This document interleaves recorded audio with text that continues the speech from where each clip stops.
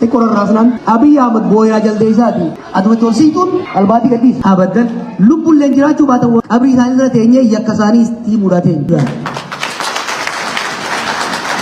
نمني برا جلدي سون كاب لما كفامي مانغودون يوبيجو إن كابسون رومو هايوه الدنيا تي سلا بلاشي تساجي سوبر باتني وكذا كذا كبر أنجما كبدني أكبايي نكينيا تين أرزان لوكا فلتكار لوكا نما كالي نما بريدا يكودا دبني baga dabna no dabu bane nama untanu nutullen itu ore gamne tufatama di taman jiran oso hayonis makalo etan soda dari aila kita bakenya Jerman tur ambar is a brilliant professor achitawlande baro tumza successful minister kare nama tawdande jara bagada ilma feudala tibar ilma tujara wa wa mutu zakas sado kanani ero zani zan lalani oso taani turre untararani nutis wadal harre taane ko tufna turre chu wadalum marre jala आरसासात तुझे नुबास नुतीस वदल हर्रे थाने इल्मांग के हर्रे बिरांगोन निकाम सोयना itu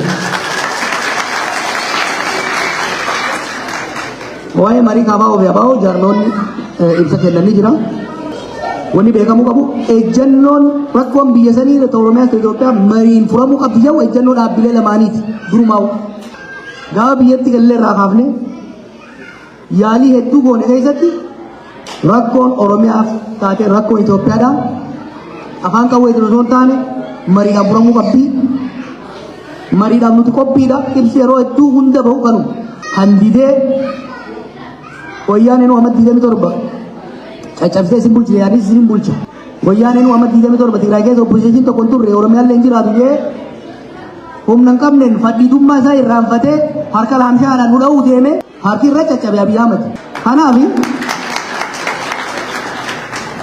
wanti paartilee nama godhan ammas mootummaatu eegale isaanii miti dhiisoo initiative by Abiy Ahmed maaliif baadii jedhi dura dippiloomaatonni dhaqanii kadhatan martifatanii jibbiiffatanii marii oboo jingoo durra deebi dide yoo xiqqaate warra siviilii kan hojjaase hin barbaadu hidhateetiin jira xiqqoran raasnaan Abiy Ahmed booyiraa jaldeessaati abbaan ree booyiraa jaldeessaa beektanii saataa jaldeessaa alan jaldeessaa ugaati adii jalatti qabate dura ni dhaatata bokkisee gamaa gama utaalee yaane damee kana cabsee darbe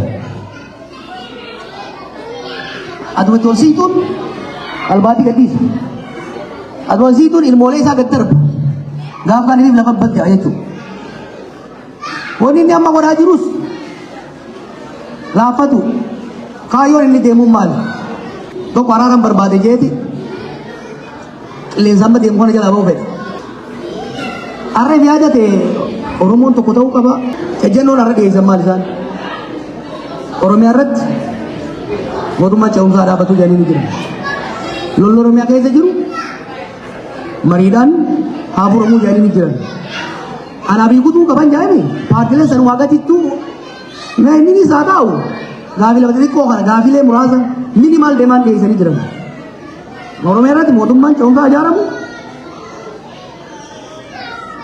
Tukuma Oromoo barbaanna waruma kalee gaafilee isaan dhiyeessan kana ni deebisamu hin deebisu walumaan laalla an akka kiyyeroo na gaafattan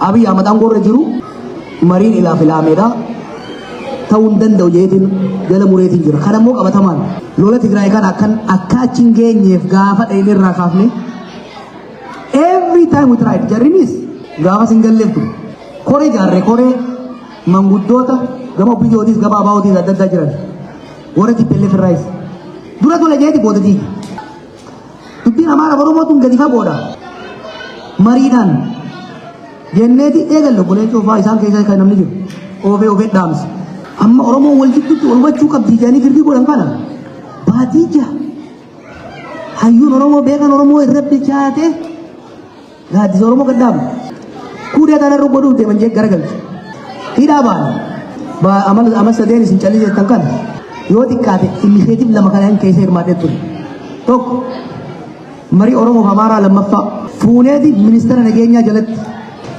amma ambaasadara ta'ee DC dhufe kana inni ministeera ture Alamuu Simeewaa keessa jiran Dr. Biqilaa keessa jiran mootummaan raayis monitoota raayis Amaarrii fi Oromoon ni jira jedhamu kan biyya jiru hundi walii gahee gargaarsa gamaa gamanaa barbaanne US raayis UK raayis Poland raayis finne marii goonee jechuudha. Marii eegalle. Warri akka kiyyaa guyyaa keessa jiran inni baara jenneetti keessaaf neef duubumaa gargaara. Marsaa lama deemee namni waan siireesii waliin haasee beekaa qabsa wanni faalloo jamuun sun hin jirtu. Fincilli kun hin jiru. Amaara keessaa warra achi hirmaatu hidhaa boodenumaa deemee warri mootummaa akka hin hirmaanne godhe diigee jechuudha. Ta'uu wajjin godhamte. Eegaan beekee isaa wanni suduudaan irratti hirmaate marii booda Tanzaaniyaa tas beekan. Carraaqqii meeqan gama adda addaatiin warra oboos. Fedhii isaatiin miti. Gara humna waraanaatiin tireeyineeti. Tole jee. Harka 95 walii galan 95% booda ergee ijoollees duchisiisee diige. I, Jawar Mohammed, do not believe Abiy Ahmed as an author of desire for peace. In qabu jedhee murteessee jira. Hanga inni jirutti nuuf himaan jiru. Mariin hojii uumuu qaba. Ana kiyyatti mariin godhamuu qabu Oromoo jidduuttis. Saba biraa jidduuttis mariin godhamuu qabu. Abiy booda tokko Abiy nu fuudhee akka hin kunne akkamitti irraa gochiifna. Lama Abiy booda daal gaafila reefu qabtan waa'ee mooyyalee sun fanji mallataan nu kaa'e. Kun sandaran biyya adda facaaseetu waliin naqee biraa deemu deemu. Isa booda namni keenya biyyi keenya kooliin fil. The discussion should be, we shouldn't really waste our time with him. The discussion should be how to save our people and our country from Abiy, how to ensure there is no further disintegration after Abiy. Discussion should be about post Abiy. Namni mootummaa san keessa jiru yoo ala kana waa tattaate malee namni gurbaan kun hanga jirutti nageenyi ni dhufa jee amanu tokko hin jiru warri bira jirus garuu carraa marii jirus fayyadamanii hoggaas ijaaraaf gabbaanii mana isaanii dhaqanii waan tokko tokko waliin haasa'uun gaariidha. Manguddoota na bareeda abaariidha. Manguddoonni waan yaadaniitu warra daldalaa ni dalaina. Isaanii soo taate haa deemaniin nutullee ni deemna garuu teenyee nageenyi sheexaana irraa namatti dhufu hin jiru. Kan waan kaasee waa yaacaaru kan akka haftan. Maaliif hin dubbanne beektanii? Sirna kana jalatti haqa barbaaduun hattuu wajjin maallaqa si jalaa bade hattuu si jalaa ta'e wajjin barbaaduun namuu ni beeknaa bara. Eenyu maaliif akkamitti kaja'u ragaa qabatamaadhaan gadi baasanii warra balleessan adabu amma maaksa karrayyuu takkatti namana tokkorri isaanii beektanii yoo waraanuuf hin murteessin gadi hin baasin ija hin lukkisin sodaachisuuf hin lukkiseen naannaa waraana keessi waraana. Kanaafin waa'ee Hacaaluutis keessattuu waa'ee Hacaaluu kan hin dubbanneef odeeffannoo waan hin qabneef miti. Tokko bifa namuu waakkachuu hin dandeenyeen dhugaan sun ba'uu qaba. Lammaffaa warri akkasan hojjete Oromoon akka gaafsanii qalbii hin cabteen beektu har'allee qabliin hin fayyine. Hayti sun bifa Oromoo haqa deebisuun Oromoo qalbii fayyisuun maatii isaa qofaa miti deebi'uu qaba. This requires an independent, irrefutable investigation and a fitting punishment for perpetrators. Hangan jirut my objective tokko sirni akkasii haalli siyaasaa akkasii akka uumamu.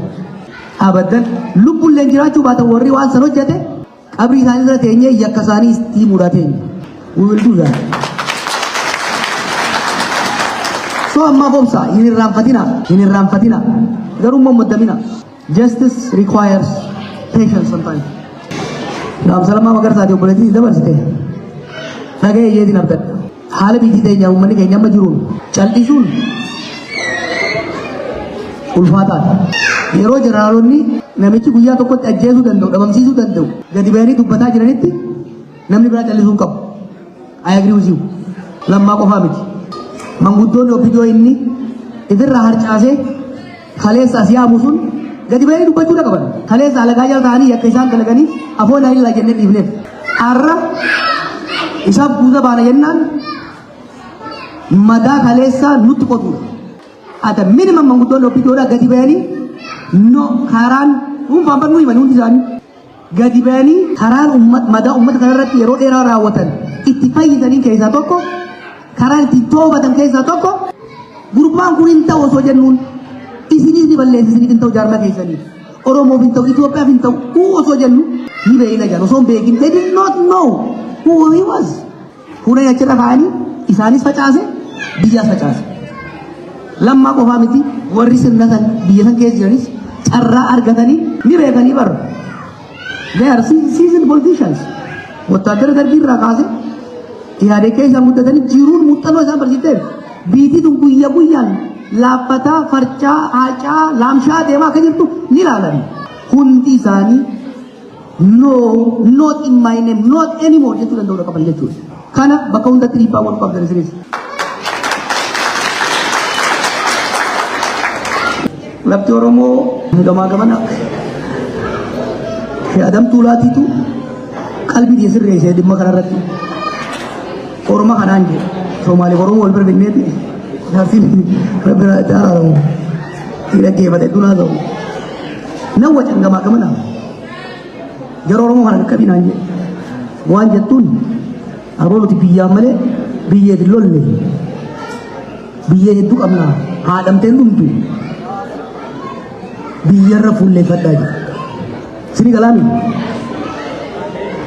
wanni daangaan gamaa gamanaa ciramtuuf ormaa miti yoo rakkoo mooyyaleetiis rakkoo maalis wanni kana uumaa deemu mooyyale waggaa jahan dabre wanta kan turre maaliif baatii jahan dabre kan uumame wayyaaneen hamtu turte hamtuuraan nurra leegitte dhugaa deemte these are the most destructive group taphamma isaan taphataa deemu kana isin balleessa Oromoo murni kun Oromoodha yes karaa isaan deeman kun kalee Itoophiyaa seef goona tallaaqoo Itoophiyaa deebina jedhaniiti Amaara guuza baafatanii nu cafaqan Tigree cafaqan arrammoo hoggaa jaraan wal lolan nu bira dhufaniiti mootummaa Oromooti jaranii isitti deemanii abba dandee yiwwaxa የራሱ ችግር nuti maali no Oromoon uummata bilchaataadha amma maal isin hin jaan dhufanii wanni dhufu hin jiru biyya san sirritti himu wanni dhufee akkasitti aangoo qabatee maal godhu hin jiru amma booda biyya san biitiin uma dhufamte malee kanaaf tapha isaan taphachuu barbaadan tokko ajjeechaan nurra godhamu lolli Oromiyaa keessa dhaabachuu qaba piraayimarli kan dhaabatu waraana bilisummaa Oromoo wajjin negoshee gochuudhaan tokko lama waraanni Amaara keessa dhaabachuu qaba kun immoo hayyoota hoggan Amaara wajjin mari'achuudhaan dhimma Tigraay keessa seenanii waliin dhawoo osoo hin taane walitti fidanii araarsuu irratti fuulleffate dhimmi Eertiraatis daangaa kee eeggatu daangaa keessatti hin dabrin hariiroon dinagdee dippiloomaasii keenya seeraaf sirnaan haa dalagamu jechuudhaan kan deemamu jechuudha Oromoon uummata fadhiidoo miti uummata sirnaan bulu fadhiidoo nu taphachuu qabdu jechuudha kanaaf dhimma daangaas dhimma biraatis hoggaa kaaftan kanaan wal qabsiisuudha